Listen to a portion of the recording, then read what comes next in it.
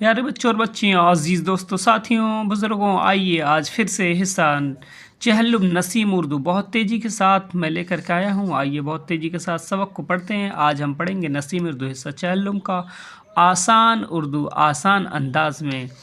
آج کا سبق ہے سامنے آپ کے، اعوذ باللہ من الشیطان الرجیم، بسم اللہ الرحمن الرحیم۔ آج کا سبق ہے نہر سوئز۔ سوئز یہ انگلش ورڈ لگ رہا ہے، آئیے پڑھ کے دیکھتے ہیں۔ نہر سوئز مصر میں ہے۔ اس کی لمبائی 172 کلومیٹر اور چوڑائی 200 میٹر ہے۔ یہ نہر دو سمندروں بحر روم اور بحر قلزم کو ملاتی ہے۔ کہتے ہیں کہ اس نہر سے یہ فائدہ ہے کہ یورپین ممالک سے آنے والے جہاز کو ایک لمبی مسافت سے نجات مل جاتی ہے۔ اگر یہ نہر نہ ہوتی تو اتنے چکر سے آنا پڑے کہ 6 ماہ لگ جائیں گے۔ ویسے صرف 15 گھنٹے کی مسافت طے کر کے اس 6 ماہی سفر سے نجات مل جاتی ہے۔ ماشاءاللہ کتنی اچھی بات ہے۔ اس نہر سے 15 گھنٹے میں، اور کہاں 6 مہینہ۔ اس نہر کے بارے میں داد دینی پڑے گی۔ تو آگے دیکھتے ہیں۔ 55,000 ٹن کا وزنی جہاز اس سے گزر سکتا ہے۔ اس سے زیادہ وزن کے جہاز کی اجازت نہیں دی جاتی ہے۔ ایک فرانسیسی انگریز جس کا نام ڈی لپس تھا، اس نے اس نہر کی تعمیر کرائی تھی۔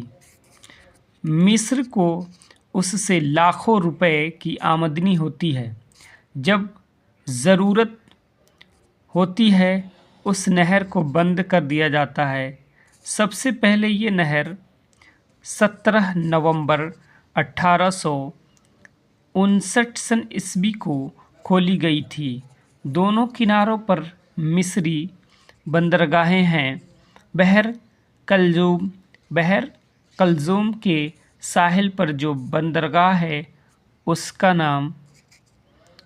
نام سوئز ہے، اور بحر روم میں جو بندرگاہ ہے وہ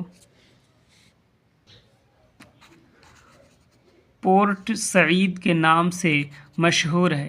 کہتے ہیں کہ پہلے اس پر ایک بین الاقوامی کمپنی کا کنٹرول تھا، لیکن 26 جنوری 1956 کو مصر کے